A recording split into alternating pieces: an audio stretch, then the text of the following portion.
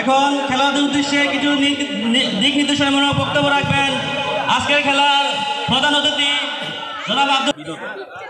এখানে হার জিত থাকবে, দুই দল খেলতে নামছে, দুই দল জিত পারে। আমাদের মূল টার্গেট খেলাটা যারা সুন্দরভাবে দিবে, আমরা দর্শক পিছিয়ে আসেন, খেলা দেখে আনন্দ উপভোগ করতে পারি। তোমরা খেলা শেষে খেলার আগে মাঠে নামবা, দুই দলের প্লেয়ারদের সাথে ওই জাতীয় টিমের দামে খেলে ওটাতে ফলো করে মাঠে নামবে। আবার খেলা শেষে ওই যে হাইরা খেলে গেলে দেখা যায় যে আস্তে কিছু থেকে ফলিয়া দেয়, এটা করবা না, কারণ আজকে হারছে আরো দিন আরো টিমে জিতবে। তোমরা তোমার সমর্থক কেউ যেন মাঠের ভিতরে উচ্ছৃঙ্খলা করতে না পারে, এটা অবশ্যই দুইজনে খেয়াল রাখবে। আর আমরা তো আছি, আমাদের এখানে ইউনিয়ন বিএনপির অঙ্গ সংগঠনের নেতৃবৃন্দরা আসছে।